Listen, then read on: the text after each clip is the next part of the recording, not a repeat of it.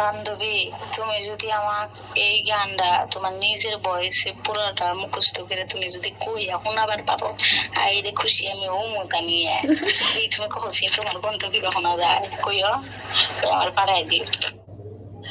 ওকে বান্ধবী Lalita, challenge accepted. গানটা আমি আগে শুনি কিরকম, তারপরে প্র্যাকটিস করি, তারপরে তোমার গায়ে শোনাবো।